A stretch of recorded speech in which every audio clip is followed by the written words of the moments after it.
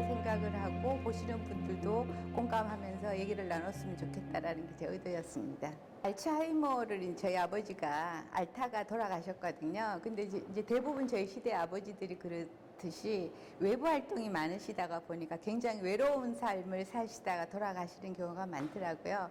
저희 아버님도 이제 마찬가지셨는데 다행히 저희 아버지는 이제 굉장히 착한 알츠하이머를 겪으신 것 같아요. 그래서 한 7년가량 알츠하이머로 계시다가 돌아가셨는데 사실은 그 중에 7년을 거의 다 자녀들이 아버지가 그 전에 그 누리시지 못했던 가족의 중심으로 사랑을 받으실 수 있는 그런 이제 존재로 계시다 가셨어요. 그래서 저희한테는 아버지의 알츠하이머가 상당히 고마운 거나 마찬가지였죠.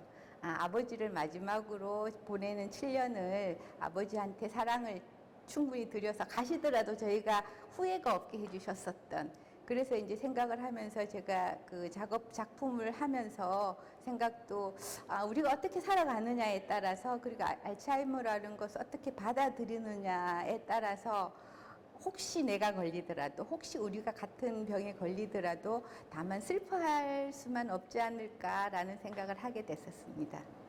앵무새가요, 다들 이제 보면 앵무새는 되게 예쁘잖아요. 그런데 이제 그 특성이 같은 말을 계속 반복을 하더라고요. 그런데 저희 이제 아버지 처음에 알츠하이머 걸리셨을 때 저희가 이제 눈치를 채기 시작한 게 그 가족 모임, 그러니까 항상 그 같이 생활하는 가족이 아니고 아버지의 뭐 조카라던가 이런 분들을 모시고 같이 식사를 하시는데, 식사를 하시는 계속 동안 보니까 같은 사람한테 같은 인사를 되풀이를 하시더라고요.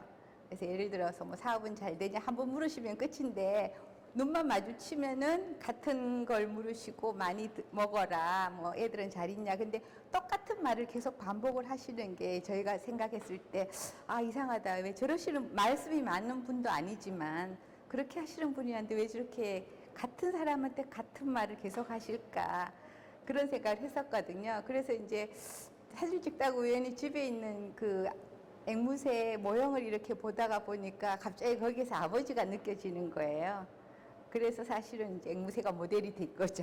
제가 워낙 영화를 좋아해서 뭐 요즘 유행하는 영화보다는 좀 얘기가 잔잔하고 사람들의 삶을 다룬 영화를 되게 좋아하는 편이어서 영화를 보면서 사실은 이제 영화를 배경으로 뭔가를 해보면 재밌겠다라는 생각을 하고 시작한 게, 코로나 시작될 때부터 외부 활동이 없으니까 집에서 영화 보면서 이제 그렇게 찍기 시작했었거든요.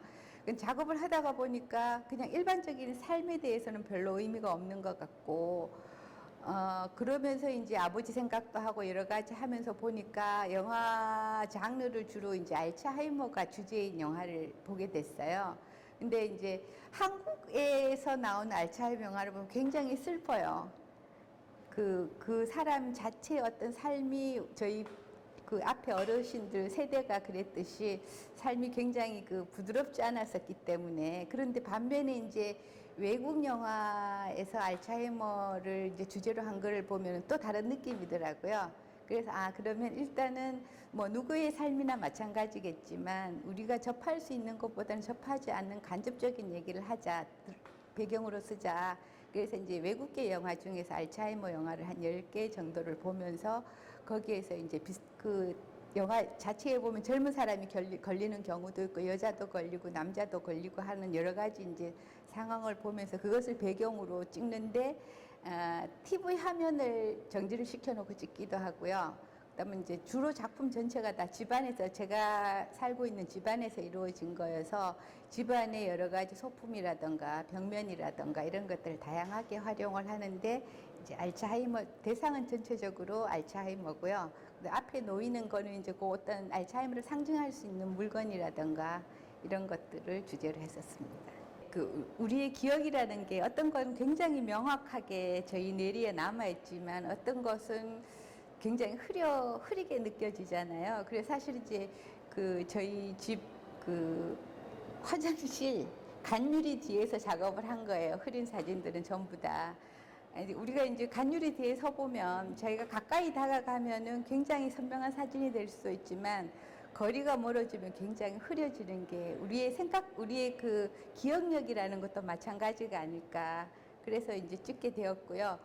저를 집어넣은 건 일단은 이제 제가 제 이야기를 하고 싶었지만 제 이야기뿐만 아니라 거기에서 다른 사람들도 공감을 할 수 있는, 그러니까 저를 찍었는데 제가 아닌 비슷한 나이 또래 비슷한 세대를 살아가고 있는 사람들의 이야기로 비춰졌으면 좋겠다 해서 제가 주인공은 되었지만 사실은 전지 아닌지 모르는 그런 상태로 찍었고요. 마지막 사진은 사실은 저희가 이제 지내보면 일정한 나이가 되면 다들 두려워하잖아요. 그러니까 이제 그 수명이 길어질수록 수명이 길어지면 혹시 나도라는 걱정을 하게 되는데 거기에 대한 두려움을 이제 직시하는 느낌으로 돋보기라든가 여러 가지 안경을 끼고 한번 찍어본 느낌입니다. 여기 앞에서는 뭐랄까 초현실주의적인 좀 몽환적인 뭐 이런 느낌을 갖다 마지막에 SNS가 예. 예, 저희가 이제 뭐 SNS를 하면 주로 보면은 다들 남의 삶은 굉장히 아름답잖아요. 그래 보여주기 위한 것을 아름답게 꾸며줄 수 있지만 누구나의 삶에 그렇게 아름답지는 않다라는 그런 생각을 하게 됐습니다. 어차피 현실의 삶은 상당히 나쁘죠. 네. 상당히 공감돼요. 어쨌든 이번 작은 새로운 작업 잘 봤습니다. 감사합니다.